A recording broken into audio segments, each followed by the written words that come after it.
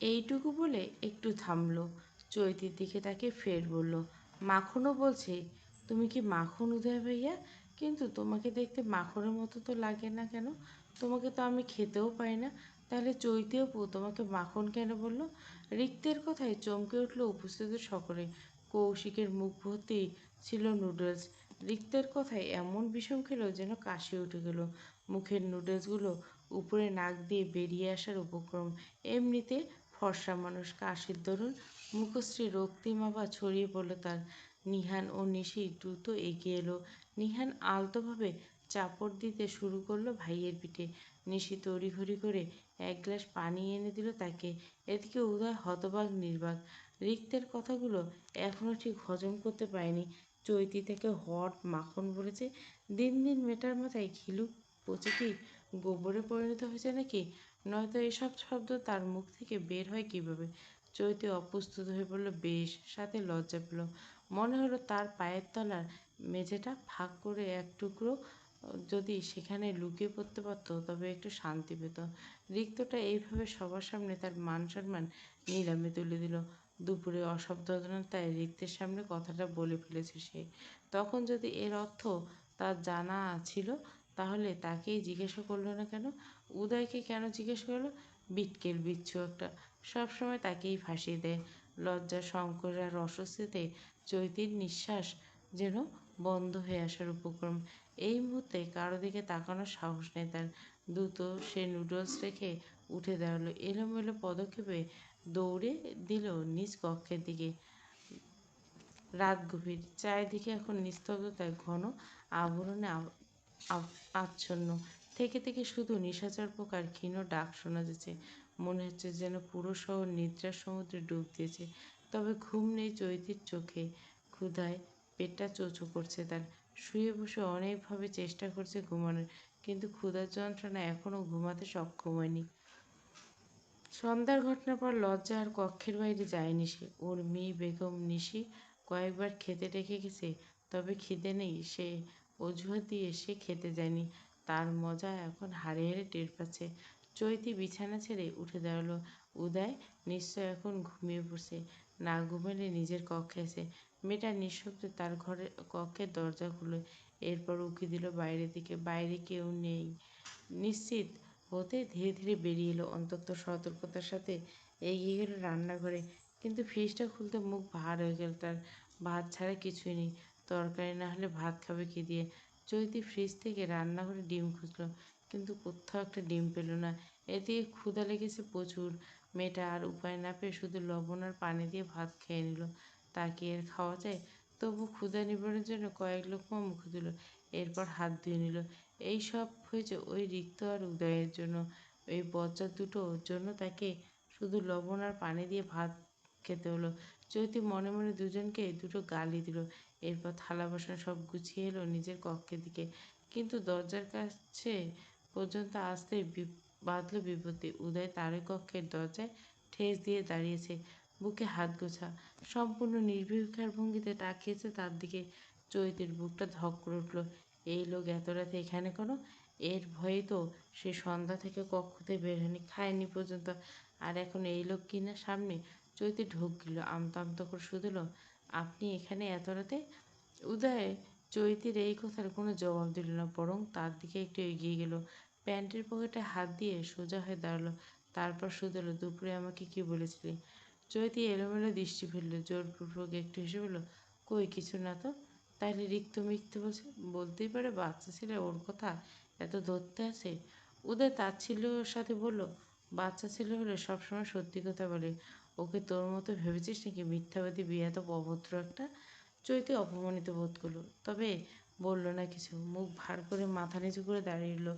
উদয় ছোট্ট একটা নিঃশ্বাস ফেলে গম্ভীর কণ্ঠে প্রশ্ন ছিল, হট মানে কি? চৈতি কোনো জবাব দিল না। উদয় এবার ধমকে উঠল, হট মানে কি?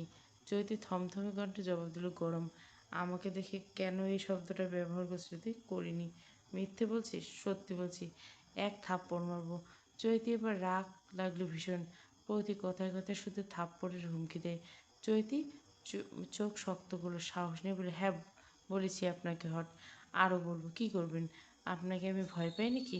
উদয় আর একটু এগিয়ে এলো চৈতির দিকে, গম্ভীর অথচ শীতল করে বলল, আমাকে ভয় পাস না? না, পাই না। উদয় সাথে সাথে মেয়েটার পাশ কাটিয়ে সামনের দিকে পা দিল, ছোট পদক্ষেপে হাঁটতে হাঁটতে বলল, আচ্ছা মেজো চাচুকে ডেকে আনছি, তারপর দেখি তুই আমাকে ভয় পাস নাকি পাস না। চৈতি চমকালো, ভরকালো, এর মধ্যে আবার বাবা কেন? তিনি যদি শোনেন চৈতি উদয়কে হট আর মাখন বলছে, তাহলে তাকে কেটে কুচি কুচি করে ফেলবে। চৈতি ছুটে এলো, তড়িঘড়ি করে উদয়ের এক হাত টেনে ধরে বলল, আমি আপনাকে ভয় পাই উদয় ভাই, ভীষণ ভয় পাই। দয়া করে আব্বুকে ডাকবেন না, আব্বু আমাকে মেরে ফেলবে। উদয় দাঁড়ালো, বাঁকা হাসে বলল, একটু আগেই তো খুব সাহস দেখালি, বললে আমাকে ভয় পাস না, এখন কি হলো? চৈতি থমথমে কণ্ঠে জবাব দিল, আমার ভুল হয়ে গেছে। মানছিস তোর ভুল হয়েছে? হুম, তাহলে কান ধর। চৈতি ভড়কালো, উদয় কি বললো তাকে? কান ধরতে? এত বড় মেয়ে হয়ে কি না কান ধরবে? চৈতি চুপচাপ দাঁড়িয়ে রইল, কান ধরল না। উদয় কপাল কুঁচকে ফের বলল, কি হলো, কান ধর। চৈতি আমতা আমতা শুরু করলো, ইতস্তত বলল, এটা একটু বেশি হয়ে যাচ্ছে না কান ধরাটা? কান ধরবি নাকি? অন্য কোনো শাস্তি দিন উদয় ভাই, আমি কান ধরতে পারবো না। উদয়ের সাথে সাথে পা বাড়লো, তার পাশ কাটিয়ে যেতে বলল, তাহলে মেজো চাচুকে ডেকে আনছি। চৈতির অন্তরাত্মা যেমনি কেঁপে উঠলো, তড়িঘড়ি করে দুই হাত দিয়ে দুই কান ধরল সে। নিজের থেকে উঠবোস করতে করতে বলল, এই কান ধরছি উদয় ভাই, উঠবোস করছি, আপনি আল্লাহর রাস্তায় আব্বুকে রাখবেন না। উদয় থমকে গেল, ঘুরে তাকালো চৈতির দিকে। মেয়েটা দুই হাতে কান ধরে উঠবোস করছে। উদয়ের দৃষ্টি গাঢ় হলো। তারা এক বাড়িতে এত বছর থেকে ধরতে গেলে সারাদিন দেখায়, অথচ আগে কখনো এত গাঢ়ভাবে পর্যবেক্ষণ করা হয়নি চৈতিকে। মেয়েটার গায়ের রং খুব একটা ফর্সা নয়, উজ্জ্বল শ্যামলা। এই রাতে আলো আঁধারির খেলায় এই উজ্জ্বল শ্যামলা রংটা যেন সোনালি রং ধারণ করছে। শরীরের গড়ন ছোটোখাটো, হ্যাংলা পাতলা। ইন্টার দ্বিতীয় বর্ষের ছাত্রী হলেও কেউ একে দেখে বলবে নবম দশম শ্রেণীর ছাত্রী। আর এই কিনা উদয়কে হট মাখন বলে। উদয় হঠাৎ লক্ষ্য করলো চৈতি থেকে হট মাখন বলছে, এতে তার বিন্দুমাত্র লাগছে না বা অস্বস্তি হচ্ছে না, বরং ভালোই লাগছে। উদয় হৃদয় যেন চাইছে চৈতি আরও তাকে দেখুক, আর তার দিকে তাকিয়ে থাকুক, আর তারপর এভাবে প্রশংসা করুক। না না, বরং এর থেকে বাজে বাজে প্রশংসা করুক। উদয় নিজের ভাবনার উপর নিজেই অবাক হলো, এসব কী ভাবছে? চৈতি তার আপন বোন না হোক, বোন তো, তার উপর বয়সে বেশ ছোট, তাকে নিয়ে এসব চিন্তা ভাবনা করা অন্তত তার মতো পুরুষের স্বভাব হয় না। তাকে বরাবর শুদ্ধ পুরুষের কাতারে ফেলা যায়। মাস্টার্স করে পারিবারিক ব্যবসায় যোগদান করছে। এতটা বয়সের মধ্যে সে একটি প্রেম পর্যন্ত করেনি। সে যে প্রেম করতে পারেনি বা করতে চায়নি তেমন না, পড়াশোনার চাপে করা হয়ে ওঠেনি। তার প্রেম বরাবর বইয়ের সাথে ছিল, আর সেই বই প্রেমী উদয় কিনে এখন তার থেকে ৬-৭ বছরের ছোট্ট একটা মেয়েকে নিয়ে উল্টোপাল্টা চিন্তা ভাবনা করছে। এই নিয়ে নীতি বিরুদ্ধ কর্মকাজ। তার বন্ধু বলে কেউ শুনলে নির্ঘাত তাকে নিয়ে ঠাট্টা বিদ্রুপ মাপত। চৈতে আর চোখে তাকালো উদয়ের দিকে, ক্রোধে ভিতরটা ছেয়ে গেল তার। কটমট করলো সে, বিড়বিড় করে বলল, আমাকে কান ধরেছেন না? আমি আপনাকে অভিশাপ দিলাম উদয় ভাই, আপনার ডায়রি হবে, বদনা কোমরের সাথে বেঁধে রাখতে হবে, ওয়াশরুমে বিছানা পাততে হবে। চৈতি বিড়বিড়ানোর শব্দে ধ্যান ভাঙল উদয়ের, তবে শব্দগুলো খুব আস্তে হয় সে স্পষ্ট শুনতে পেল না। বুড়ো কুচকে শুধল, কী বললি তুই? চৈতি চমকে উঠল, তার কথা কি একটু জোরেই বলা হয়ে গেল নাকি? লোকটা শুনে নিল, মেয়েটা ধরে নিল উদয় সবটা শুনে নিয়েছে, হন্তদন্ত হয়ে বলল, আপনার কোষ্ঠকাঠিন্য হবে। উদয় ভরকে গেল, চোখ বড় বড় করে বলল, কী হবে? আবার ভুল বলে ফেলেছে চৈতি, এই মুখ নিয়ে সে কোথায় যাবে এখন, যখন তা যা খুশি বেরিয়ে যাচ্ছে। অবশ্য এ তার দোষ না, দোষ মস্তিষ্কের। সে তাড়াতাড়ি করে বলতে যাচ্ছিল তার মলত্যাগ স্বাভাবিক হবে, কিন্তু স্বাভাবিক কি বলে তা তাড়াহুড়ে তার মস্তিষ্ক ধরতে পারেনি। তাই তো ঠাস করে বলে দিছে কোষ্ঠকাঠিন্য। চৈতি মেকি হাসলো, আমতা আমতা করে, প্রথমে বলেছিলাম ডায়রিয়া হবে, কিন্তু ডায়রিয়া হলে আপনি ডাক্তার দেখাবেন, তখন ডায়রিয়ার ওষুধ খেতে খেতে কোষ্ঠকাঠিন্য হয়ে যেতে পারে, তাই আগে থেকে সাবধান করে দিলাম আর কি। কী অদ্ভুত যুক্তি! উদয়ের চোখ মুখ শক্ত হয়ে এলো, দাঁতে দাঁত পিষে উঠল, আমার চোখের সামনে থেকে দূর হবে এদব, তোকে আমার দেখতে ইচ্ছা করে না, ইচ্ছে করছে ঠাস ঠাস করে দুটো গালে দুটো লাগিয়ে দেই। চৈতি এটাই চাইছিল, হোক রাগে কিংবা সাধারণভাবে, উদয় তাকে চলে যেতে বলবে। চৈতি আর এক মুহূর্ত দাঁড়ালো না, কান ছেড়ে এক দৌড়ে চলে গেল কক্ষের ভিতরে। আর জোর বাঁচা বেঁচে গেছে। এরপর থেকে আর সাবধানে চলতে হবে। উদয় সম্পর্কের মুখ থেকে কিছু বের করা যাবে না, ভুলেও না। ভোরের কমলতা অনেক আগে কেটে গেছে। সূর্য ধীরে ধীরে উপরে গিয়ে চারপাশে সোনালি দীপ্ত ছড়িয়ে দিচ্ছে। শহরের ব্যস্ত রাস্তাগুলো ইতিমধ্যে মানুষের কোলাহলে মুখর হয়ে উঠেছে, শুরু করছে। দেওয়াল ঘড়িটার কাঁটা টিকটিক শব্দে জানান দিচ্ছে সকাল 9টা। এই সময় কৌশিক তার দলবল নিয়ে চৈতিদের কলেজের নিকটে একটি রাস্তার ধারে দাঁড়িয়েছে। চোখে মুখে তার কঠোরতা, শরীরের ভঙ্গি প্রকাশ্য আগ্রাসন। তাদের অভিমুখে আরও একটি দল দাঁড়িয়েছে। দুই দলের মধ্যে চাপা উত্তেজনা বিরাজমান। কৌশিক পাশ থেকে তারই দলের এক যুবক, নাম রিপন, অন্য দলের সবার সামনে দাঁড়িয়ে থাকা তরুণটির দিকে আঙুল তুলে বলল, এই বদমাইশটা, ওই সুমন আমার গার্লফ্রেন্ডকে উত্ত্যক্ত করছে। পরে আমি জিজ্ঞাসা করায় আমায় মেরেছে।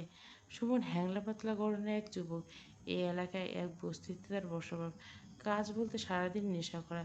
সেই নেশা করতে করতে আবার জুটেছে একটি দল। আর সেই দল নিয়ে এখন পুরো এলাকায় গুন্ডামি করে বেড়াচ্ছে। এ শুধু রিপনের গার্লফ্রেন্ড না, আরও কত মেয়ে যে প্রতিদিন উত্ত্যক্ত করা তার হিসাব নেই। সুমন ঠোঁট বাঁকিয়ে তাচ্ছিল্যে হাসি হাসল, দম্ভভরা কণ্ঠে বলল, হ্যাঁ করেছি তো। কৌশিক বদমেজাজি, অল্পতে রক্ত গরম হয়ে যায়। সুমনের এমন দম্ভভরা কথা সহ্য হলো না। সজোরে একটা ঘুষি বসিয়ে দিল সুমনের পেটে। আঘাতের তীব্রতায় সুমন টাল খেয়ে কয়েক পা পিছিয়ে গেল। কৌশিক যেন কিছুই ঘটেনি এমন শান্ত ভঙ্গিতে হাত ঝাড়তে যেতে বলল, আমিও একটা ঘুষি মেরেছি তো। সুমন আর তার দল বল খেপে গেল। মুহূর্তের মধ্যে তারা ঝাঁপিয়ে পড়ল কৌশিকদের উপর। কৌশিকের দল যেন সেই সুযোগের অপেক্ষায় ছিল। তারা এসেছে সুমন আর তার দলকে মারতে। কৌশিক বিন্দুমাত্র পিছু না হটে পাল্টা আক্রমণে লিপ্ত। ফলস্বরূপ মুহূর্তের মধ্যে তাদের মারামারি লেগে গেল। চারিদিকে ধাক্কা থেকে চিৎকার, ঘুষি আর হাতাহাতি তীব্র শৃঙ্খলা ছড়িয়ে পড়ল। তখন সেই পথ দিয়ে কলেজে যাচ্ছিল শ্রাবণ্য।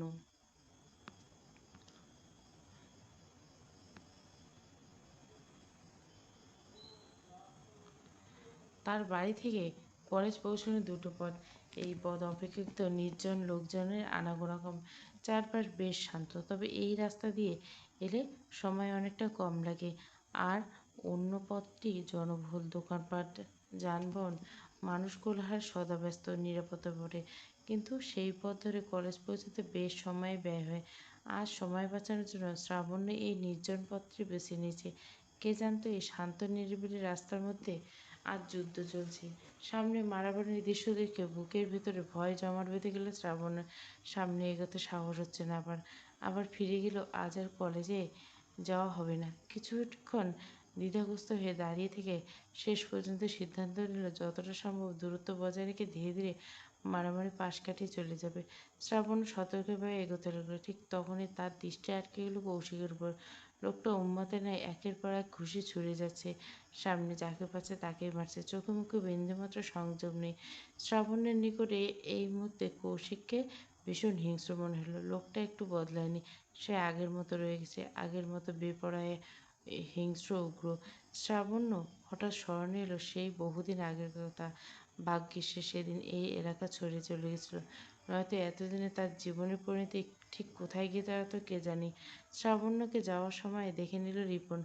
রিপনের বয়সে কৌশিকের তুলনায় বেশ ছোট হলেও তাদের সম্পর্ক অন্তত ঘনিষ্ঠ। কৌশিকের অতীত, তার উগ্র স্বভাব, এমনকি শ্রাবণ্যকে ঘিরে পুরো ঘটনাটা কিছুই তার অজানা নয়। রিপন কিছুটা ভীত হলো। মেয়েটা যদি কৌশিককে এই হিংস্র রূপ দেখে ফেলে তবে পরিস্থিতি আরও জটিল হতে পারে। এমনিতে অতীতের ঠিক এই ধরনের এক ঘটনার কারণে শ্রাবণ্য দূরে চলে গেছিল। বহু কষ্টে চাপা পড়া পুরনো ক্ষতগুলো আবার নতুন করে জেগে উঠুক, রিপন তা কোনোভাবে চায় না। রিপন মারামারি থামিয়ে ভিড় ঠেলে এগিয়ে এলো কৌশিকের নিকট। উচ্চকণ্ঠে বলল, কৌশিক ভাই, কৌশিক ভাই। ধস্তাধস্তিতে রিপনের ডাক কৌশিকের কানে যায়নি। এদিকে রিপন ওখানে দাঁড়িয়ে পড়ছিল না। বিপরীত পক্ষের লোক তাকে দাঁড়িয়ে থাকতে দেখে ক্ষণে ক্ষণে আক্রমণ করছিল। রিপন দ্রুত হাত চেপে ধরল কৌশিকের, তাকে টেনে নিয়ে এলো মারামারির বাইরে। কৌশিক বিরক্ত হলো, কপাল কুঁচকে বলল, সমস্যা কি? আমাকে টেনে এখানে নিয়ে এলে কেন? রিপন তড়িঘড়ি করে সামনে ইশারা করলে নিচু কণ্ঠে বলল, ভাই, ভাবি।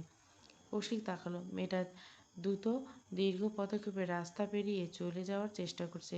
কৌশিকের মুখশ্রীর সাথে সাথে রং বদল। উগ্র চোখ দুটো শীতল হয়ে এলো মুহূর্তে। দৃষ্টি ঘুরিয়ে রিপনের দিকে তাকিয়ে সে বলল, তুই এদিকে সামলা, আমি একটু আসি। তবে দেখিস রক্তাক্ত করিস না, রক্ত ঝরানোর চেয়ে চাপা মাইর দিস। এরপর সে আর এক মুহূর্ত দাঁড়াল না, এক দৌড়ে গেল শ্রাবণের নিকট। মেয়েটার হাত ধরে টেনে দৌড়াতে সামনের দিকে আকস্মিক কেউ হাত ধরায় হকচকে গেল শ্রাবণ। আতঙ্ক যেন কেঁপে উঠল তার সম্পূর্ণ গায়ে। তড়িৎ গতিতে তাকালো পাশ ফিরে, দৃশ্যপটে ভেসে আসলো কৌশিকের মুখখানা। শ্রাবণ্য বিস্ময় আরো গম্ভীর হলো, সাথে ভীত হলো হৃদয়। এই লোক তাকে এভাবে টেনে নিয়ে যাচ্ছে কেন? থেমেও যেতে পারছে না। কৌশিক যেভাবে তাকে টেনে নিয়ে ছুটছে, এর মধ্যে থেমে গেলে নিঘাত উল্টে পড়বে। শ্রাবণ্য কৌশিকের সাথে পা চালাতে চালাতে বলল, এ কি, কোথায় নিয়ে যাচ্ছেন আমাকে? গেলেই দেখতে পাবে, আমি আপনার সাথে কোথাও যাব না। কৌশিক প্রতিউত্তরে কিচ্ছু বলল না। শক্ত হাতে মেয়েটার কবজি আঁকড়ে ধরে দ্রুত পা ফেলতে লাগলো সামনে। কিছু সময় অতিবাহিত হতে একটা পরিত্যক্ত বাড়ির ভিতরে প্রবেশ করলো। বাড়িটা বহুদিনের অযত্নে প্রায় ধ্বংসস্তূপে পরিণত হয়েছে। দেওয়ালের আস্তরণ জায়গায় জায়গায় খসে পড়েছে, জানলার কাঠ ভাঙাচোরা, আর চারপাশে জুড়ে বুনো লতাগুল্মের জঙ্গল। ভাঙা মেঝের উপর ধুলো জমে আছে পুরো স্তরে, বাতাসে স্যাঁতস্যাঁতে গন্ধ। শ্রাবণের হৃদয় কেঁপে উঠল। এই লোক তাকে এখানে নিয়ে এসেছে কেন? এর উদ্দেশ্য কী? কৌশিক কোনো খারাপ উদ্দেশ্য এখানে নিয়ে আনতেই পারে। এই লোকের দ্বারা সবই সম্ভব। শ্রাবণ্য তাকে এক বিন্দু বিশ্বাস করে না। এখানে আশেপাশে কোনো বাড়ি নেই, চিৎকার করলে কেউ শুনবে না। শ্রাবণ নিজ হাত ছাড়িয়ে নিতে চাইল, কিন্তু কৌশিক দিল না। সে বাড়ির এক কোণে আধ ভাঙা একটা দেওয়াল সিঁড়ি গিয়ে বসে পড়ল। শ্রাবণকে টেনে বসিয়ে দিল নিজের পাশে। মেয়েটা ঢুকিল, এলোমেলো দৃষ্টি ফেলে বলল, হাত ছাড়ুন আমার, কলেজ যেতে হবে আমাকে। কৌশিক বিন্দুমাত্র ভ্রুক্ষেপ করল না, বরং বেশ ঠান্ডা কণ্ঠে বলল, একদিন কলেজ না গেলে কিচ্ছু হবে না, বসো আমার পাশে।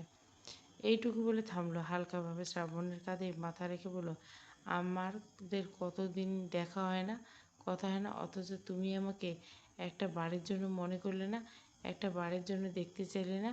কৌশিকের আবেগ মিশ্রিত কথাগুলো খুব একটা কানে নিল শ্রাবণ্য, বরং লোকটা আকস্মিক সান্নিধ্যে চমকে উঠল। মুহূর্তে অস্বস্তি, সংকোচ আচ্ছন্ন হয়ে গেল তার ভিতরটা। দ্রুত সরে গেল না। কৌশিক হেলে পড়তে গিয়েও নিজেকে সামলে নিল। আহত কণ্ঠে বলল, সরে গেলে? থামল সে। একটু এগিয়ে শ্রাবণের তৈরি করা দূরত্বটাকে ফের মিটিয়ে নিয়ে বলল, ঠিক ফিল পাচ্ছি না তোমাকে সেই আগের মতো তুই করে বলি। শ্রাবণ্য কোনো জবাব দিল না। এই লোকটা এসব আজে বাজে কথা শোনার কোনো ইচ্ছে নেই তার ভিতরে, আবার শক্ত কিছু বলার সাহসও নেই। শ্রাবণ্য উঠে যেতে নিল। কৌশিক তৎক্ষণাৎ হাত বাড়িয়ে তার ব্যাগটা টেনে ধরল, আবারও বসিয়ে দিল পূর্বের স্থানে। শ্রাবণ্য বিরক্ত হলো। কৌশিক খুব একটা পাত্তা দিল না। শ্রাবণের ব্যাগের চেন খুলে ভিতরে কিছু একটা খোঁজাখুঁজি করলো, কাঙ্ক্ষিত বস্তু না পেয়ে বিরক্ত হলো। কপাল কুঁচকে বলল, ব্যাগে একটা রুমালও রাখিস না? শ্রাবণ্য ভুরু কুঁচকে শুধল, ব্যাগে রুমাল রেখে কী করবো? কৌশিক জবাব দিল না। সে তার পকেট ঘেঁটে একটা রুমাল বের করলো। মারামারি দরুন কৌশিকের বাহুতে কিছু ক্ষতের সৃষ্টি হয়েছে, শার্ট ছিঁড়ে খামচি লেগেছে, সেখানে রক্ত বেরিয়েছে। কৌশিক কপাল কুঁচকাল, বাহুর দিকে দৃষ্টি ফিরে বিড়বিড় করে বলল, মানুষ নাকি বড় মানুষ, ফের দেখা হলে বেটার নখগুলো কেটে দিতে হবে, নয়তো দেখা যাবে ছুরির কাজ নখ দিয়ে সেরে ফেলছে, কোথাও নখ দিয়ে কাউকে মেরে টেরে ফেলে দিয়েছে। এরপর হাতের রুমালটা এগিয়ে দিল শ্রাবণের দিকে, নিজের বাহুর ক্ষতস্থানের দিকে ইশারা করলো, বেঁধে দিয়ে। শ্রাবণ্য অস্বস্তি লাগলো, না বলার সাহস নাই তার ভেতরে। আবার কৌশিকের কথা অনুযায়ী তার ক্ষতস্থানে কাপড়ে বেঁধে দেওয়ার ইচ্ছে নেই। মেয়েটা মাথা নিচু করে চুপচাপ বসে রইল। কৌশিক ওষ্ঠাধর বাঁকিয়ে হাসলো। এরপর হাত তুলে ধীরে ধীরে নিজের শরীরে জড়ানো শার্টটার উপরে দুটো বোতাম খোলা।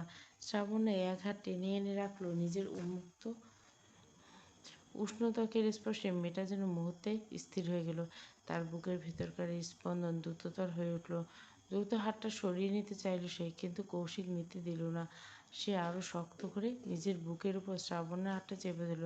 শীতল কণ্ঠে বলল, বহুদিন পরে একটু ভালো লাগছে, বুকের ভিতরটা শান্তি অনুভব করছি, হাত সরিয়ে নিস না প্লিজ। শ্রাবণ তবুও হাত সরিয়ে নিল, এক দৌড়ে বেরিয়ে গেল বাইরে। কৌশিক এবার আর তাকে আটকানোর কোনোরূপ চেষ্টা করল না, শুধু একটুখানি হাসল, মলিন স্বরে বলল, তুই বড় পাষাণ মেয়ে, কম তো পোড়াইলি না, বুকের মধ্যে আগুন লাগাইয়া নিশ্চিন্তে দূরে সরে গেলি, জানটারে আমার কয়লা কয়লা বানাইয়া দিলি, তবুও তো শান্তি হয় না। তেজস্বী সূর্যের আলো ধীরে ধীরে কোমল হয়ে এসেছে, দিনের প্রখরতা অনেকটা স্তিমিত হয়ে গেছে। সূর্যের আকাশে একপাশে হেলে পড়েছে, তার স্নিগ্ধ হাওয়া ছড়িয়ে দিয়েছে চারপাশে। উদয় নিজের একটা প্রয়োজনের কাজে গাড়ি চালিয়ে শহরের ভিতরে যাচ্ছিল। হঠাৎ তার দৃষ্টি আটকে গেল ফার্মেসির সামনে। চৈতি দাঁড়িয়েছে সেখানে। মুহূর্তের মধ্যে তার ভুরুজোড়া কুঁচকে এলো। এই সময় তো চৈতি কোচিংয়ে থাকার কথা, এখানে কি করছে? অসুস্থ হয়ে পড়ল না তো আবার? উদয় রাস্তার একপাশে গাড়ি দাঁড় করলো, এরপর এগিয়ে এসে দাঁড়ালো চৈতির অভিমুখে। স্বভাবসিদ্ধ গম্ভীর কণ্ঠে জিজ্ঞেস করলো, এখানে কি? চৈতি কিঞ্চিৎ চমকালো। এই মুহূর্তে এখানে উদয়কে মোটেও আশা করেনি। সে উত্তেজিত করে আমতা আমতা করে বলল, এমনি এসেছি। ফার্মেসি থেকেও এমনি এমনি আসে? চৈতি বিব্রত এসে জবাব দিল, ওই মানেই কিছু ওষুধ নিতে এসেছিলাম। কিসের ওষুধ? এমনি সাধারণ মাথা ব্যথা, পেট ব্যথা ও জ্বরের ওষুধ। উদয় তৎক্ষণাৎ হাত বাড়িয়ে দিল চৈতির কপালের দিকে। নিশ্চিত কণ্ঠে বলল, তোর জ্বর এসেছে? কই দেখি। চৈতির সাথে সাথে দূরে ছিটকে গেল। উদয় তার কপালে স্পর্শ করতে দিল না। উদয় কিছুটা অপ্রস্তুত হলো। সে চৈতির জ্বরের কথা শুনতে হাত বাড়িয়েছিল, অতটা চিন্তা ভাবনা করেনি। চৈতি কিশোর চেষ্টা করলো, আপনাকে দেখতে হবে না, বেশি জ্বর আসেনি। আমি ফার্মেসি থেকে টুক করে ওষুধ নিয়ে চলে যাব, তারপর দেখবেন আমার জ্বর সেরে গেছে। এ নিয়ে আপনার চিন্তা করতে হবে না। ফার্মেসিতে তো ওষুধ নিতে হবে না, জ্বর তারপর আবার বলছেন মাথা ব্যথা, পেট ব্যথা। চল তোকে হাসপাতালে নিয়ে যাই, ভালো করে পরীক্ষা নিরীক্ষা করে আগে নিশ্চিত হয়ে কী হয়েছে, তারপর ওষুধ খাবে। এই লোকের কাছে একটু মিথ্যে বলে শান্তি নেই, সর্বদা তার মিথ্যার বিপরীত পরিকল্পনা নিয়ে প্রস্তুত থেকে। চৈতি বিরক্ত লাগলো। সে উদয়কে বাধা দিয়ে বলল, হাসপাতালে যেতে হবে না, আমার তেমন কিছু হয়নি, ফার্মেসি থেকে ওষুধ নিলে হবে। তুই বললে হবে? চল তাড়াতাড়ি হাসপাতালে যাও। আমি যাব না। তাহলে মেজো চাচিকে কল করি, তিনি এসে তোকে হাসপাতালে নেবেন। চৈতির এবার মেজাজ গরম হলো। সবসময় শুধু মেজো চাচু আর মেজো চাচু। অনেক ক্রোধে বসে সে মুখ ফসকে বলে ফেলল, স্যানিটারি ন্যাপকিন কিনতে এসেছে, আপনার লাগবে? কিনে দেই, নাকি হাসপাতাল থেকে পরীক্ষা করে আসতে হবে? কথাগুলো মুখ থেকে বেরিয়ে যাওয়ার পর চৈতি যেন সম্বিত ফিরে পেল। মুহূর্তের মধ্যে তার মুখমণ্ডল লজ্জায় রক্তিম হয়ে উঠল। এ কী বলে ফেলল সে? যতই রাগ হোক, যতই বিরক্ত হোক, উদয় সম্পর্কে তার বড় ভাই, তার সামনে এভাবে এমন ব্যক্তিগত বিষয় উচ্চারণ করা নিঃস্বাদে অস্বস্তি আর দৃষ্টিকটু। অবশ্য কথাগুলো সে ইচ্ছাকৃত বলেনি। ক্ষণিকের উত্তেজনা আর উদয়ের একগুঁয়ে জিজ্ঞাসাবাদের চাপে হঠাৎ মুখ ফসকে বেরিয়ে গেছে। সমস্যা চৈতির হলো, সচরাচর এই বিষয়গুলো কখনো সে সামলায় না। স্যানিটারি ন্যাপকিন কেনা থেকে শুরু করে প্রয়োজনীয় অন্যান্য জিনিস সচরাচর তার মা নয়তো চাচিদের সাহায্য করে, তাকে আলাদা করে দোকানে গিয়ে এসব কিনতে হয় না। কিন্তু আজ হঠাৎ করে কোচিংয়ে বসে ঝামেলা হয়ে গেল। বাড়ি ফিরে কাউকে আবার দোকানে পাঠাবে, তার থেকে নিজেই চলে এসেছে। কিন্তু এখানে এসে দোকানের কাছে প্রয়োজনীয় জিনিসটা চাইতে ভীষণ লজ্জা লাগছিল তার, তাই দাঁড়িয়েছিল। এর মধ্যে এই লোকের আগমন। লজ্জা অস্বস্তিতে হাঁসফাঁস করল মেয়েটা। ইচ্ছে হলো মাটির মধ্যে ঢুকে যেতে। চৈতি আর ওখানে দাঁড়ালো না, পিছন ফিরে জোরে হাঁটা দিল বাড়ির দিকে। উদয় হতবাক, নির্বিকার, ভিতরটা অস্বস্তিতে ভরে গেছে। জীবনের এতটা বিব্রতিকর পরিস্থিতি সে কখনো পড়েনি, আজ যতটা পড়ল। অবশ্য তার দোষ। কে বলেছিল তাকে গাড়ি থামিয়ে এখানে আসতে? এই মেয়ের মুখোমুখি হলে তাকে কোনো না কোনোভাবে বিব্রত হতে হয়। তা কি তার অজানা? এরপর কেন এসেছিল এখানে? উদয় কপালে হাত বুলিয়ে রাস্তার দিকে তাকালো। হঠাৎ খেয়াল করলো চৈতি যা নিতে এসেছিল সেটাই তো নেয়নি। তারপর আগেই দৌড়ে চলে গেল। রাত 12টা অধিক, চারদিকে ঘন আঁধার ছড়িয়ে গেছে। খন্দকার বাড়ির প্রায় সব কক্ষের বাতি নিভে গেছে, কোথাও কোলাহল নেই, দিনের ব্যস্ততার কোনো চিহ্ন নেই। বাড়ির অধিকাংশ সদস্য ঘুমিয়েছে, যারা ঘুমায়নি যার যার কক্ষে নিজের অবস্থান। চৈতি এখনও জেগে আছে, বিছানার উপর বই খাতা ছড়িয়ে ছিটিয়ে ঠিক মাঝখানে বসে আছে সে। মাঝে মাঝে বইয়ের পৃষ্ঠা উল্টাচ্ছে, আবার মাঝে মাঝে কলম হাতে নিয়ে খাতায় কিছু লিখছে। এমন সময় তার কক্ষের দরজায় টোকা পড়ল। চৈতি ভুরু কুঁচকে এলো, এত রাতে আবার কে এসেছে? সে বই খাতা বিছানার উপর ছড়িয়ে ছিটিয়ে রেখে উঠে দাঁড়ালো। ফেলে রাখা ওড়নাটা গায়ে জড়িয়ে এসে দরজা খুলো। দেখা পেল উদয়ের। চৈতি কুঁচকানো ভুরুজোড়া আরও কুঁচকে এলো। সংসার নিয়ে শুধু আপনি এখানে, বাকিটুকু আর উচ্চারণ করতে পারল না। তার পূর্বে উদয় একটা ব্যাগ ধরিয়ে দিল তার হাতে।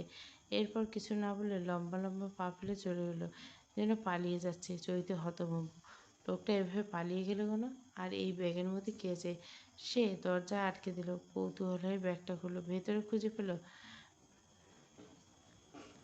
চকলেট চিপস, বিকেলের ঘটনা, এখন আবার এসব। লজ্জায় ভিতরা মুছড়ে দিল চৈতি।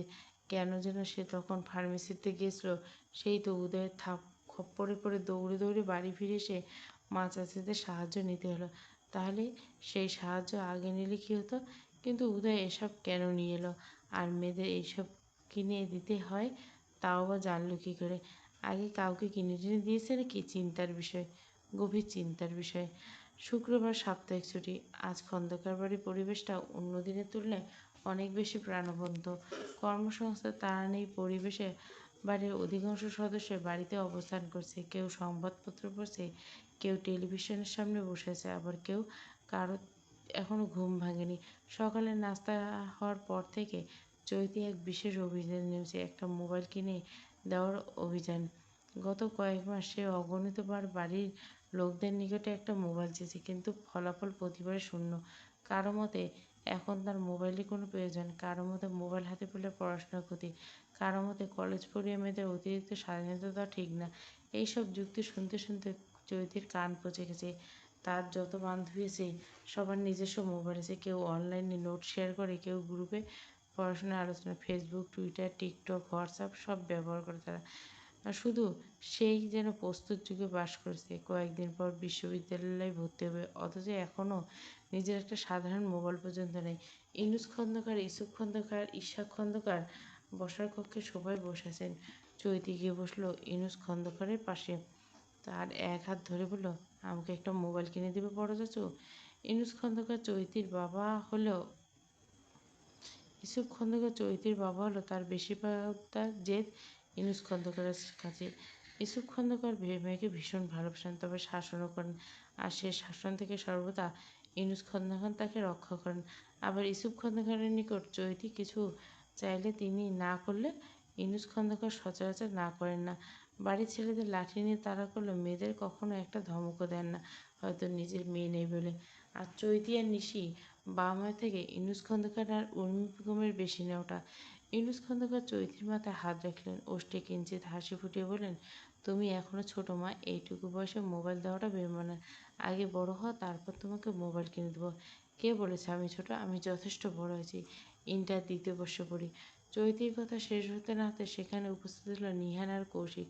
কৌশিক এসবে পাত্তা দিল না, সে এগিয়ে গেল খাবার কক্ষের দিকে। কেবল ঘুম থেকে উঠেছে বেচারা, বাড়ির সকালের নাস্তা হয়ে গেল, এখনো হয়নি। নিহাল এসে বসলো সোফায়, হাতে একটা আপেলের কামড়ে বসাতে বসলো, ইন্টার দ্বিতীয় বর্ষে পড়ে তুই বড় হয়ে গেছিস? তা না তো কি, কয়দিন পর তো ভার্সিটি ভর্তি হবো।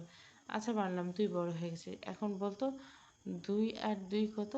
চৈতে মুখ ভেঙচি কেটে বলল, এটা কে না জানে, 2 আর 2 4, গুণ করলে 4, যোগ করলেও 4।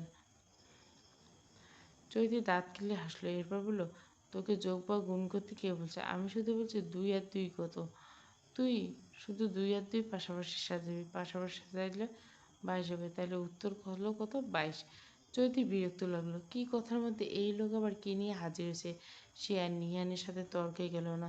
ঈশা খন্দকারের দিকে তাকিয়ে বললেন, ও দাদু দাদু, তোমার ছেলেদের বলো না আমাকে একটা মোবাইল কিনে দিতে। আমার সব বান্ধবীদের মোবাইল আছে, শুধু আমার নেই।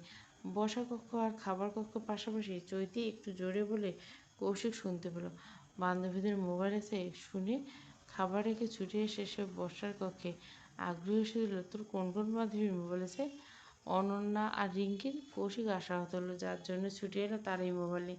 তাহলে এভাবে খাবার ফেলে এসে কী লাভ হলো? কৌশিক আর কিছু বলবে তার পূর্বে ভেসে এলো উদয়ের কণ্ঠ, তাহলে সবার কীভাবে মোবাইল হলো? কণ্ঠস্বর শুনে সবাই তাকালো সিঁড়ির দিকে। উদয় লম্বা লম্বা পায়ে নেমে এসে দাঁড়ালো চৈতির নিকট। কৌশিকের দিকে একবার দৃষ্টি দিয়ে চৈতিকে বলল, তোর বান্ধবী শ্রাবণ্যর তো নেই? চৈতি আমতা আমতা শুরু করলো, এলোমেলো দৃষ্টি ফেলে বলল, ওর কয়দিন পর হবে। আমার এখন একটা মোবাইল প্রয়োজন। বয়স কত তোর? উদয়ের থমথমে কঠোর প্রশ্ন। চৈতি স্বাভাবিকভাবে জবাব দিল, 17 বছর 6 মাস। বাংলাদেশের সংবিধান অনুযায়ী 18 বছর নিচে সবাই শিশু। একজন শিশু হয়ে আবার মোবাইলে আবদার করছিস, লজ্জা করে না? উদয় ভাই, থাপ্পড়ের আগে এখান থেকে সর। একটুখানি পুচকি মেয়ে, তার নাকি আবার মোবাইল লাগবে? মোবাইলের মানে বুঝিস তুই? চৈতি ভীষণ অপমানিত বোধ করলো। এই সাথে রাগও লাগলো ভীষণ। সে এতটাই ছোট না যে মোবাইল মানে জানে না। রাগে দুঃখে চোখ দুটো ছলছল করে উঠল। ইউনুস খন্দকারের মায়া লাগলো। তিনি কপর রাগ দেখে ছেলেকে বললেন, আহ, এভাবে বলছিস কেন মেয়েটাকে? ওকে বুঝিয়ে বললেই তো পারতিস। পাশ থেকে ইসুফ খন্দকার বললে, এভাবে বলা ঠিক আছে, কয়েকদিন পর পরীক্ষা, অথচ মোবাইল মোবাইল। এখন মোবাইল দিয়ে পড়াশোনা কিছু হবে? সব গোল্লায় যাবে। আর এসএসসিতে ফেল করলে আমাদের খন্দকার বাড়ির মান সম্মান নষ্ট। ইউনুস খন্দকার রুক্ষ দৃষ্টিতে তাকালেন ভাইয়ের দিকে, দাঁতে দাঁত পিষে বললেন, তুই চুপ করবি? সবাই মিলে মেয়েটাকে বকা দেওয়া শুরু করছিস। ইউসুফ খন্দকার চুপ করে গেলেন। ইউনুস খন্দকার আবার দৃষ্টি দিলেন চৈতির দিকে, স্নেহের স্বরে বললেন, মন খারাপ করো না মা, পরীক্ষাটা একটু যাক, তারপর আমি তোকে মোবাইল কিনে দেবো। ওদের কারো মতামতের তোয়াক্কা করবো না। সময়টা দুপুর করে প্রায় বিকেলের মধ্যে। প্রখর সূর্যটা তেজ অনেকটা স্মিত হয়ে গেল। আকাশ জুড়ে ছড়িয়ে থাকলো আলো, যেন কোমল স্বর্ণের আভার রূপ নিচ্ছে। ছুটি দিন হয়, আজ সারাদিন বাড়ির ভিতরে ছিল চৈতি। এখন আর ভালো লাগছে না। চৈতি নিশিকে ছাদে নিয়ে ছাদে এলো। ছাদের দরজা খুলে ভিতরে পা দিতে আর নজর আটকালো এক কেনারে। কৌশিক দাঁড়িয়েছে, শরীরে ছাই রঙের একটি T shirt, two quarter pant জড়ানো, মাথায় কিঞ্চিৎ লম্বা চুলগুলো উস্কো খুস্কো। এই লোকের পোশাকে এমনই, সবসময় এমনভাবে থাকে, হোক তা গৃহে বা বাইরে। কৌশিকের হাতের আঙুলের ভাঁজে একটা জ্বলন্ত সিগারেট। একটু পরপর সিগারেটের টান দিচ্ছে আর ধোঁয়াগুলো উড়িয়ে দিচ্ছে আকাশের দিকে। চৈতি এগিয়ে এলো কৌশিকের দিকে, তার দিকে হাতের দিকে তাকিয়ে সাধালো, কী করছেন কৌশিক ভাই, সিগারেট খাচ্ছেন না?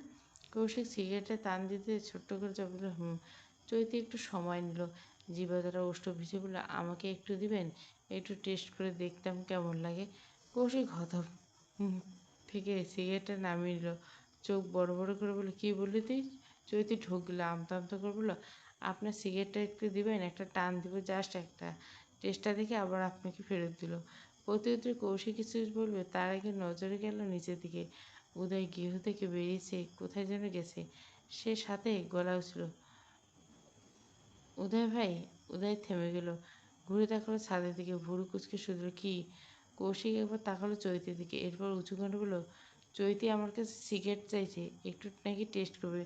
উদয় প্রথমে বিস্মিত হলো, তবে পরক্ষণে চোখ মুখ শক্ত হয়ে উঠল তার। এই মেয়ে আর ভালো হলো না, সব সময় মাথা বুদ্ধি, শুধু শয়তানি বুদ্ধি। এমনি যা করার করে, তারপর নাকি আবার সিগারেট খাবে, কত বড় সাহস ওর! উদয় এক পায়ে জুতো খুলে হাতে নিল, তীব্র ক্রোধ নিয়ে বলল, ওর কানের উপর ঠাস করে একটা থাপ্পড় মার, আমি জুতো নিয়ে আসছি। চৈতি চমকালো, ভরকালো, যতটুকু সাহস করে সে কৌশিকের নিকট সিগারেট চেয়েছিল তা উবে গেল মুহূর্তে। সে আতঙ্কিত দৃষ্টিতে ছাদের কিনারা থেকে তাকালো নিচের দিকে, জুতা হাতে আসে। এমনিতে উদয়ের সাথে তার শত্রুতার শেষ নেই, তারপর আবার শুনেছে এই সিগারেট খাওয়ার কথা। আজ তাকে নিঘাত পিটিয়ে উপরে পাঠিয়ে দিবে। চৈতি এলোমেলো দৃষ্টি ফেলল। সেই মুহূর্ত থেকে পালানোটা বোধহয় বুদ্ধিমানের কাজ। চৈতি আর এক মুহূর্ত সময় নষ্ট করল না, দ্রুত পিছনে ফিরল পালানোর উদ্দেশ্যে। অমনি কৌশিক খপ করে তার হাতটা টেনে দিল। বাঁকা হেসে বলল, কোথায় যাচ্ছিস? সিগারেট টেস্ট করবি না? চৈতি থমকে গেল, পিছন ঘুরে বলল, আপনি কিন্তু এটা ঠিক করলেন না কৌশিক ভাই। তাহলে তুই ভালো কী করলি?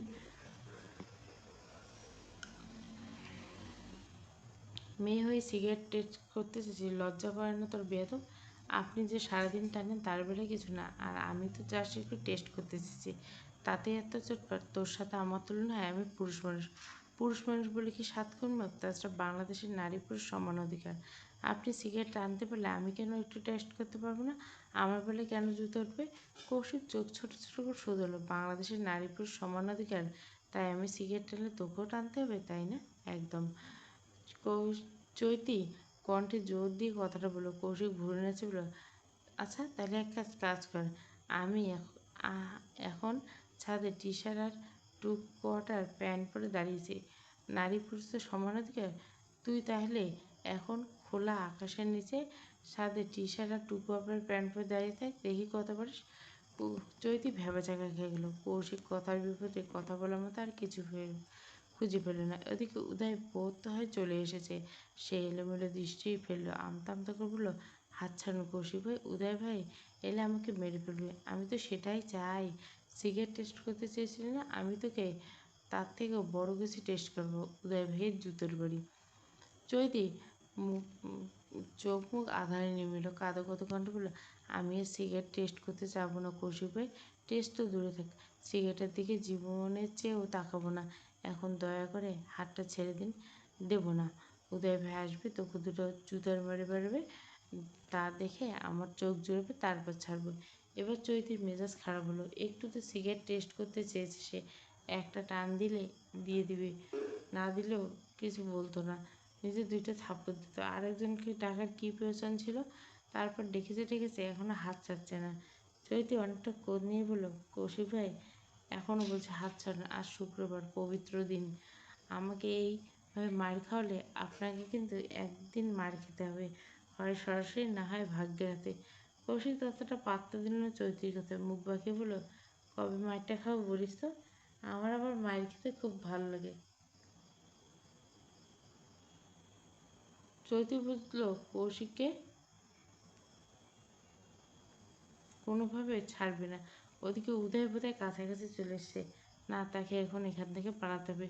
মেয়েটা দিশেহারা হয়ে উঠল, কী করবে না ভেবে হুট করে কামড় বসল কৌশিকের হাতে। কৌশিক হকচকে উঠল, অপ্রস্তুত ব্যথা হাতটা দ্রুত সরে নিল। ব্যথা চোখ উঠল, আহ! দিন দিন মানুষ থেকে কুত্তা হয়ে যাচ্ছিস। কামড় দিলি কেন অভদ্র? চৈতি কোনো জবাব দিল না। ছাড়া পেয়ে সে দৌড়ে ছাদের দরজায় গেল। উদয় চলে এসেছে, ওই তো সিঁড়ি বেয়ে। মেয়েটা ঢোক গেল আর নামলো সিঁড়ি বেয়ে। পিছন ঘুরে ছুটে গিয়ে ঢুকলো ছাদের একপাশে থাকা চিলেকোঠা ধরে। ঘরের দরজায় আটকে দিল, তাও পারল না। দরজার ভিতরে লক অকেজ। হঠাৎ দরজার বাইরে থেকে আটকানো যায়, কিন্তু ভিতর থেকে না। বিরক্তিতে চৈতির নাক মুখ কুঁচকে এলো। সব ঝামেলা কেন তার উপরে আসে? এই দরজাটার লক এখন ভালো থাকলে কী এমন হতো? চৈতি আর বেশি সময় নষ্ট করলো না। দরজা রেখে সে দ্রুত গিয়ে লুকোলো চিলেকোঠার এক কোণায়। পরপর উদয় ছাদে চলে এসলো। আশেপাশে চৈতিকে না দেখতে পেয়ে তাকালো কৌশিক আর নিশির দিকে।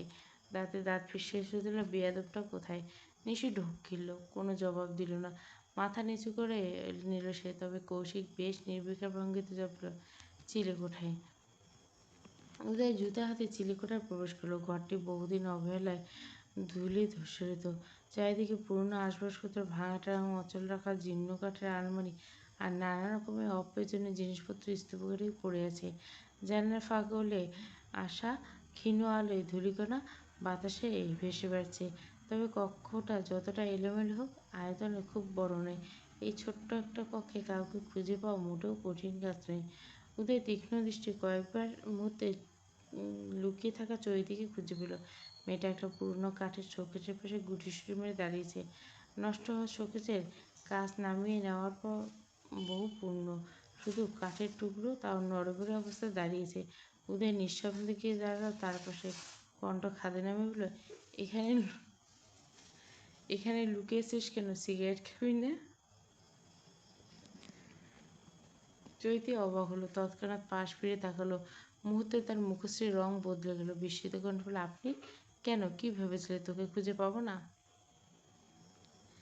চৈতি বিব্রত হাসলো, আমতা আমতা করলো, না তেমন না, কিন্তু কেমন আছেন উদয় ভাই? আমি আলহামদুলিল্লাহ ভালো আছি। তুই ভালো থাকবি না? কথাটা বলে পাকা হাসলো। হাতের জুতাটার দিকে ইশারা করে বলল, সিগারেট টেস্ট করবি না তাই? দাঁড়া, তোকে করাচ্ছি সিগারেট টেস্ট। চৈতি ঢোক গেল, নিরীহ চোখ মুখ নিয়ে বলল, একটু তো টেস্ট করতে চেয়েছি। উদয় দাঁতে দাঁত পিষল, কট করে তাকালো। সেই আবার বড় মুখ করে কথা বলছি, লজ্জা করে না তোর? লজ্জার কী এসে? কৌশিক হয়তো সারাদিন সিগারেট টানে, আমি জাস্ট একটা টান দিয়ে একটু টেস্ট করতে চেয়েছি, তাতে এত রাগের কেসে? তুই আর কৌশিক এক হলি? কৌশিক সিগারেটের টানে বলে তোকেও টানতে হবে? তেমন না, ইদানিং রাস্তাঘাটে অনেকেই দেখি সিগারেট খেতে, তাই একটু কৌতূহল হয়েছে আর কি। বাজে জিনিসে কৌতূহল হবে কেন তোর? হয়ে গেছে, আমার কি দোষ? আমি কি ইচ্ছে করে নিজের ভিতরে কৌতূহল এনেছি? ইচ্ছে করে কৌতূহল এনেছি ইস, নাকি অনিচ্ছায় দেখাচ্ছি? দাঁড়া। উদয় জুতা হাতে এক কদম এগিয়ে গেল। চৈতি ভাবলো তাকে এখনই জুতা দ্বারা আঘাত টাঘাত করবে। বুকটা ধড়ফড় করে উঠল।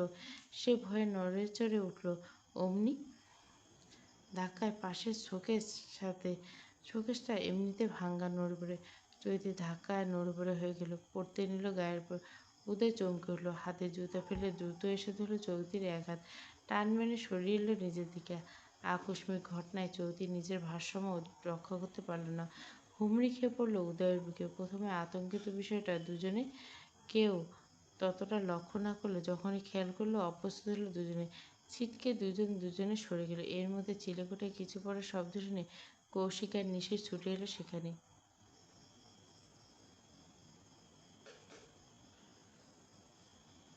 কৌশিক চিন্তিত ঘটনা বলল, তোরা ঠিক আছিস তো? হুম। উদয়ের সংক্ষিপ্ত জবাব। কৌশিক স্বস্তির নিঃশ্বাস ফেলল। ভাঙা শোকেসটার দিকে দৃষ্টি দিয়ে বলল, এটা পড়লো কীভাবে?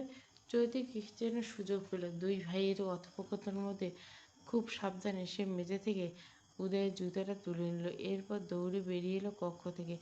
উদয়ের দৃষ্টি তীক্ষ্ণ হলো, কিছু বলতে গিয়ে বলল না।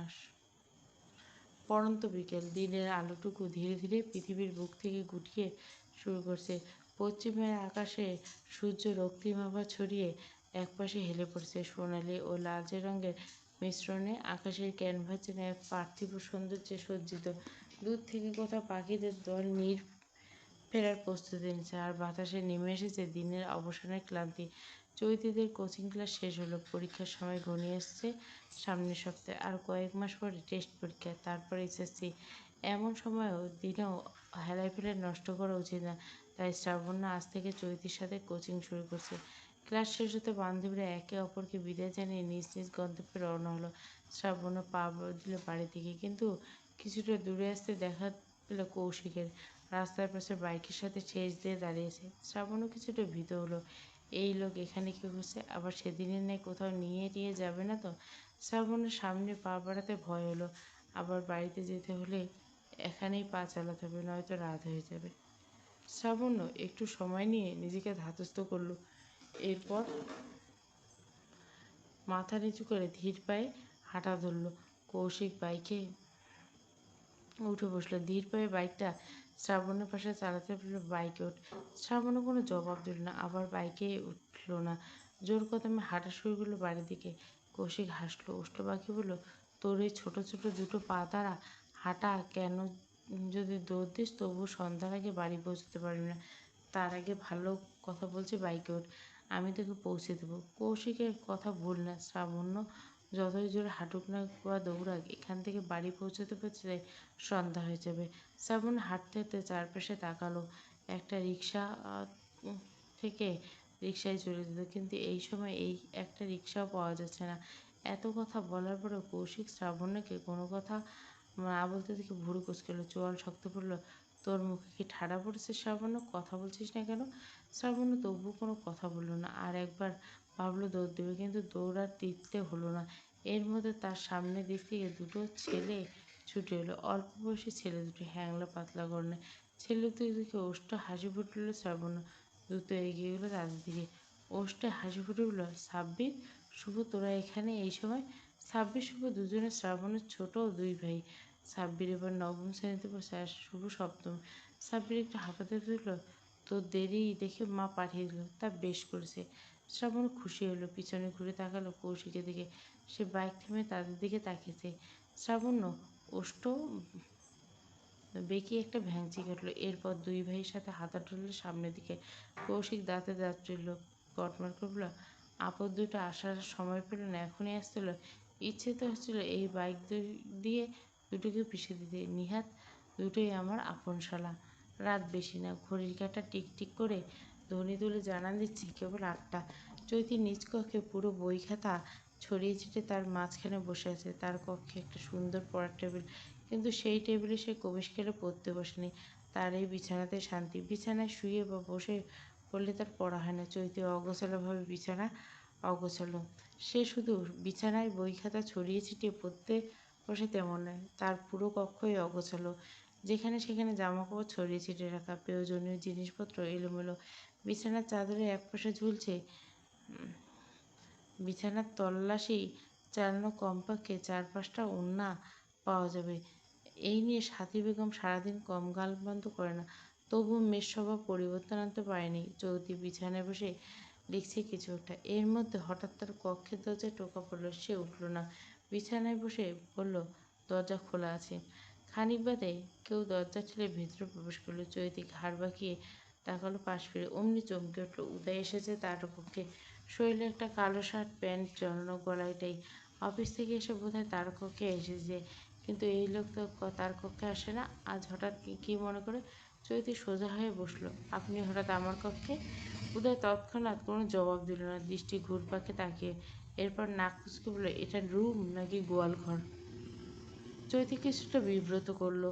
তাদের বাড়ির সবাই গোছানো আর পরিষ্কার পরিচ্ছন্ন বোধহয়। এই উদয় সবসময় পরিপাটি চলাফেরা, একটা চেয়ারে বসার আগে সূক্ষ্মভাবে জেরে বসে। আর সবচেয়ে অগোছালো চৈতি। মেয়েটা একবার নিজের চারপাশে তাকালে কথা ঘুরিয়ে নিতে বলল, আপনি হঠাৎ আমার কক্ষে কোনো প্রয়োজন ছিল উদয় ভাই? উদয় জবাব দিল না। সে তীক্ষ্ণ দৃষ্টিতে তাকালো চৈতির দিকে। হঠাৎ তার নজরে আটকালো খাটের সাথে ঝুলানো চৈতির কলেজের ড্রেস। উদয় ভুরু কুঁচকালো, হাত তুলে কলেজের ড্রেসের দিকে আঙুল তাক করে বলল, তোর কলেজের ড্রেস খাটের সাথে ঝুলে গুছিয়ে রাখিস নি কেন? চৈতি বেশ স্বাভাবিক কণ্ঠে জবাব দিল, প্রতিদিন তো কলেজে যেতে হয়, তাহলে শুধু শুধু এটাকে গুছিয়ে রেখে লাভ কি? বিছানা গুছিস নি কেন? প্রতিদিন সকালে বিছানা গুছিয়ে আবার প্রতি রাতে তো সেই বিছানায় ঘুমাতে যেতে হবে, আর বিছানা অগোছালো হবে। তাই শুধু শুধু শুধু প্রতিদিন বিছানা গুছিয়ে কী লাভ? মশারি পুরো উঠাসনি কেন? প্রতিদিন ঘুমাতে যাওয়ার সময় মশারি তো টাঙাতে হবে, তাহলে শুধু শুধু উঠে কী লাভ? উদয় হতবাক হয়ে গেল। এই মেয়ে নাকি আরও কিছু? মেয়েরা নাকি স্বভাবত কিছুটা গোছগাছ, পরিপাটি আর পরিষ্কার পরিচ্ছন্ন। নিজের ব্যবহৃত জিনিসপত্র সব যত্নে রাখে, কিন্তু এ তো সম্পূর্ণ বিপরীত। পুরো কক্ষটি দেখে মনে হচ্ছে ডাস্টবিন বানিয়ে রেখেছে। উদয়ের চোয়াল শক্ত হয়ে গেল। ধমকেশ্বর বলল, চৈতি। চৈতি লাফিয়ে উঠল, সাথে সাথে দাঁড়িয়ে হরহরি বলল, জি উদয় ভাই। উদয়ের দৃষ্টি কাঠিন্য। সে আদেশের স্বরে বলল, তুই এক্ষুনি এই মুহূর্তে পুরো রুম পরিষ্কার করবি আর গোছাবি। চৈতি ঢোক গেল, আমতা আমতা করে বলল, এই রাতে তার কি প্রয়োজন? একটু পরে ঘুমাতে গেলে তো আবার বিছানা মশারি এলোমেলো হবে। গুছাবি নাকি? কাল দিনে গুছাবো না, সকালে উঠে না, দুপুরে না।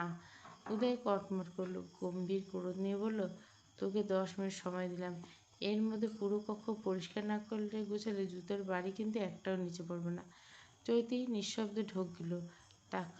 গতকাল তাকে সামান্য একটু সিগারেট টেস্ট করাতে যাওয়ার অপরাধে জুতা দিয়ে মারতে গেছিল। অনেক কষ্টে সেই মারের হাত থেকে বাঁচিয়েছে, এখন আবার জুতা। চৈতি কোনো প্রতিবাদ করতে পারছে না। প্রতিবাদ করলে নির্ঘাত তার বাবাকে ডেকে আনার ভয় দেখাবে। মেয়েটা অসহায় দৃষ্টিতে তাকালো পুরো কক্ষের দিকে। এই জঙ্গলে ন্যায় অগোছালো কক্ষটা মাত্র 10 মিনিটে কীভাবে গোছাবে? বেশ কিছুক্ষণ কেটে গেল। চৌদিকে নড়তে না দেখে কপালে ভাঁজ ফেলল।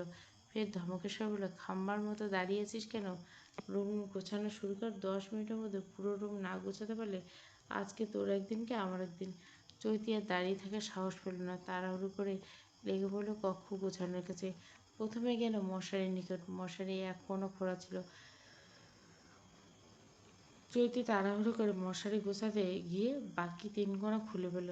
ধপ করে মশারিটা পড়ল তার মাথার উপর। চৈতি ভড়কে গেল। হন্তদন্ত পায়ে মশারিটা নিজের উপর থেকে সরাতে গিয়ে আরও পেঁচিয়ে ফেলল। উদয় তপ্ত নিঃশ্বাস ফেলল। এগিয়ে এসে উঠল বিছানার উপর। চৈতি উপর থেকে টেনে মশারি সরিয়ে দিল। কণ্ঠে চরম বিরক্তি নিয়ে বলল, গর্দভ একটা। চৈতি অপমানিত বোধ করল। সাথে সাথে প্রতিবাদী কণ্ঠে বলল, উদয় ভাই, আপনি আমাকে অপমান করছেন? উদয় ওষ্ঠ পাকালো, তাচ্ছিল্য বলল, তোর মান আছে যে অপমান করবো? উদয় ভাই, তোর সময় আছে মাত্র 7 মিনিট। চৈতি কিছু বলতে গিয়ে থেমে গেল। ক্রোধে ফোঁস করতে করতে নিজের কাজে লেগে পড়লো। বই খাতা সব টেবিলে রাখলো, বিছানা গোছালো। ওখানে ফেলে রাখা জামাকাপড়গুলো ভাঁজ না না ভাঁজ করে পোটলা বেঁধে বেঁধে ছুঁড়ে দিল আলমারির ভিতরে। উদয় মুখশ্রী থমথমে আঁকা ধারালো, গম্ভীর কণ্ঠে বলল, ওরা কী করছিস? জামাকাপড় ভাবে পোটলা বেঁধে আলমারিতে ভরছিস কেন? চৈতি আমতা আমতা শুরু করলো। জোরপূর্বক একটু হেসে বলল, অনেক জামাকাপড়, এগুলো ভাঁজ করতে করতে অনেক সময় লেগে যাবে, তাই আপাতত পোটলা বেঁধে রাখছি, পরে ভাঁজ করে রাখবো। পরে আবার কি? তুই এখন সব জামাকাপড় ভাঁজ করবি? আপনার 10 মিনিট তো হবে না, আরও 10 মিনিট বাড়িয়ে দিলাম, সব ভাঁজ করা শুরু কর। চৈতির মুখশ্রীতে আদা নেমে এলো। কিছু বলতে পারছে না, আবার সহ্য করতে পারছে না। এই লোককে তার কক্ষে কে আসতে বলছে? সে নিজে তো বলেনি, নিজে থেকে এসেছে, এখন আবার চাপ সৃষ্টি করছে তার উপর। তাছাড়া এই কক্ষে চৈতি থাকে, সে তো থাকে না আর থাকবেও না। তাহলে এই কক্ষ পরিষ্কার পরিচ্ছন্ন রইল নাকি অগোছালো রইল তাতে তার কি, শুধু চৈতি নিজের মতো করে থাকতে পারলেই হলো। মেয়েটা মুখ ভার করলো। উদয়ের প্রতি হৃদয়ের তীব্র ক্রোধ চেপে রেখে একে একে ভাত। ওই 20 মিনিট চৈতির কিছু হলো না। কাপড় ভাঁজ করতে করতে প্রায় 40 মিনিট সময় পার হলো। বাইরে যে জামাকাপড়গুলো অগোছালো অবস্থায় ফেলে রাখা ছিল তা তো ভাঁজ করেছে, সাথে আলমারিতে গুলোর ভাঁজ করেছে উদয়। পুরো কক্ষটা গুছিয়ে আসতে আসতে প্রায় 1.5 ঘন্টা সময়ের মতো ছাড়লো। সব গুছিয়ে জন্য হাঁপ ছেড়ে বসলো মেয়েটা। জোরে জোরে একটা নিঃশ্বাস নিয়ে বলল, নীল হয়ে গেছে। উদয় ধীর দৃষ্টিতে চারপাশ পর্যবেক্ষণ করলো, নির্বিকার কণ্ঠে প্রশ্ন করলো, রুম ঝাড়ু দেবে কে? আমি? চৈতি মেঝেতে তাকালো, কপাল কুঁচকে বলল, রুম তো পরিষ্কার, আবার ঝাড়ু দিতে হবে কেন? উদয় আঙুল তুলে মেঝেতে পড়ে থাকা একটুকু কাগজের দিকে তাকালো, এরপর বলল, এই তোর পরিষ্কার নমুনা, এখানে কাগজ পড়েছে, ওখানে চল, তাড়াতাড়ি ঝাড়ু এনে ঝাড়ু দেওয়া শুরু কর। চৈতি বিরক্ত হলো, নাক মুখ কুঁচকে বলল, আজ আর কিচ্ছু পারবো না, সব ঝাড়ু টাড়ু কাল দিব। ঝাড়ু আনবি নাকি জুতো হাতে নিব? চৈতি রাগ লাগলো ভীষণ, তবে প্রকাশ করলো না। গজগজ করতে করতে বেরিয়ে গেল কক্ষ থেকে। উর্মি বেগম, সাথী বেগম রিক্ত বসার কক্ষে ছিল। দুই যা মিলে গল্পগুজব করেছিল আর রিক্ত টিভি দেখছিল। চৈতি গিয়ে দাঁড়ালো তাদের অভিমুখে, থমথমে কণ্ঠে, মা ঝাড়ু কোথায়? মেয়ের কথা শুনে উর্মি বেগম আর সাথী বেগম উর্মি বেগম অবাক করে, ঝাড়ু করছিস কেন? এই রাতে ঝাড়ু দিয়ে কী করবি? আমার রুম ঝাড়ু দিব। সাথী বেগম মুখ বাঁকে বলল, ঠেকলি কিসে? সারাদিন হাজার গালমন্দ করে তোর রুমটা একটু পরিষ্কার করাতে বা ঝাড়ু দেওয়াতে পারি না, আজ হঠাৎ এই রুমে ঝাড়ু দিতে চাইছিস, কাহিনী কি? চৈতি বিরক্ত হলো, কপাল কুঁচকে বলল, কোনো কাহিনী না, আমার ইচ্ছে করছে আমি এখন আমার রুম ঝাড়ু দেবো, ঝাড়ুটা দাও। সাথী বেগম আর কিছু বলতে চাইলেন, কিন্তু উর্মি বেগম থামিয়ে দিয়ে হাত ইশারা করলেন, ঝাড়ু রান্না করে ওখানে গিয়ে নিয়ে নেই। চৈতি আর বাক্য ব্যয় করল না। রান্নাঘর থেকে ঝাড়ু নিয়ে হনহন করে হাঁটা ধরল নিজ কক্ষের দিকে। উর্মি বেগম একবার তাকালেন মেয়েটা চলে যাওয়ার দিকে, এরপর রিক্তার দিকে দৃষ্টি দিয়ে বললেন, রিক্ত বাবা, চৈতি আপু রুমে গিয়ে দেখতো কী হয়েছে। ও হঠাৎ এত রাতে রুম ঝাড়ু দিতে নামলো কেন? মেজাজ তো দেখছি গরম।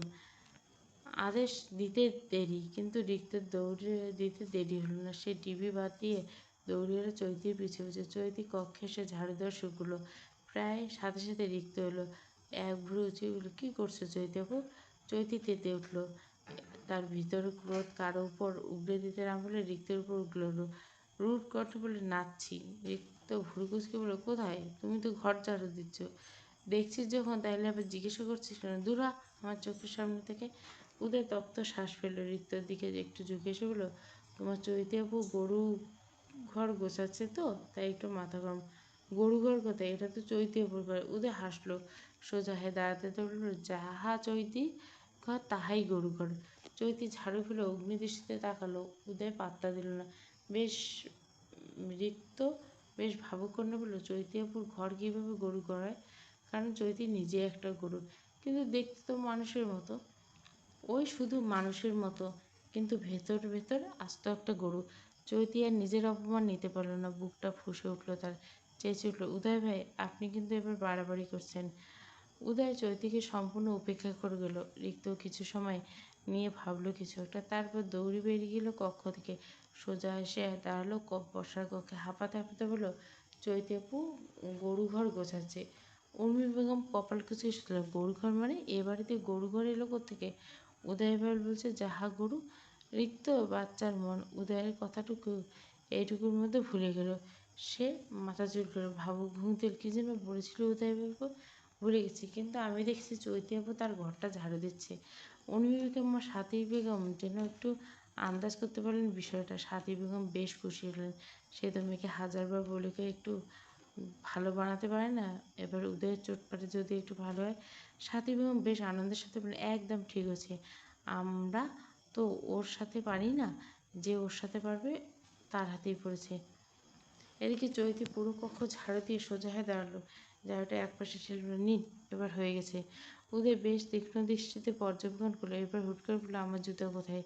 চৈতি চমকে উঠলো, তড়িৎ গতিতে তাকালো উদয়ের পায়ের দিকে। লোকটার পা দুটো খালি, জুতো নেই। আর এই জুতোর মারের ভয়ে কিনা চৈতি এতক্ষণ এত কাজ করলো। চৈতি পারবেন না বলে দিলে হতো, তারপর জুতা আনতে আনতে এখান থেকে পালিয়ে যেতে পারতো বা কক্ষের দরজা আটকে দিতে পারতো। চৈতি আগের কেন উদয়ের পায়ের দিকে লক্ষ্য করলো না? লক্ষ্য করলে এত খাটতে হতো না। চৈতির এবার কান্না পাচ্ছে, নিজের উপর নিজের মাথা গরম হচ্ছে। সে চোখ মুখ কুঁচকে নিল, নিজেই নিজেকে তিরস্কার করে বিড়বিড় ইয়ে আল্লাহ, একটা মাথা দিলে কিন্তু ঘিলু দিলে না। উদয় একটু দূরে দাঁড়িয়ে থাকায় স্পষ্ট শুনতে পেল। ভুরু কুচকে বলে, কিছু বললি? চৈতি মুখ ভার করলো, থম থম করে বললো না। উদয় আর ঘাটালো না, কপাল টান টান করে ফের বলল, আমার জুতো কোথায়? আপনার জুতো কোথায় আমি জানবো কী করে? উদয় দাঁতে দাঁত ফেলল, কটমট করে এক থাপ্পড়ে দাঁত ফেলল, বেয়াদব! আমার জুতো কোথায় তুই জানবি না তো কে জানবে? তুই কাল চিলেকোঠার ঘর থেকে কোন সাহসে আমার জুতো নিয়ে এসেছিস? উদয় কাল আসতে চেয়েছিল এই জুতোর খোঁজে, পরে আবার কোন কাজে ফেঁসে গিয়ে ভুলে গেছে। আজ বাড়ি এসে খেয়াল করলো এ বাড়ির প্রত্যেকের বাসায় পরার এক জুতা, বাইরের এক জুতা। বাড়ির প্রত্যেকে এই নিয়মটা মেনে চলে, বিশেষ করে উদয়। সে বাইরে জুতা বাসায় পরে না কখনো। গতকাল চৈতিকে মারতে যাওয়ার সময় বাড়ির জুতো সহ সে ছাদেই গিয়েছিল, আর সেখানে জুতোটা চৈতি নিয়ে গেছিল। আজ বাড়িতে এসে যখন বাইরের জুতো খুলে বাড়ির জুতো খুঁজলো, তখন শুধু একটাই জুতো পেল, বাকিটা এখনও নিরুদ্দেশ চৈতির কবজায়। চৈতি তো ভুলেই বসছিল গতকাল জুতোর কথা। একটু আগে তার নিজেকে তিরস্কার করে বলা কথাটা আবারও সত্যি প্রমাণিত। সত্যি তার মাথায় ঘিলু বলতে কিছু নেই। ঘিলু থাকলে সে গতকালের জুতোগুলোর কথা কীভাবে ভুলে যায়? কিন্তু এখন সমস্যা হলো, সে জুতার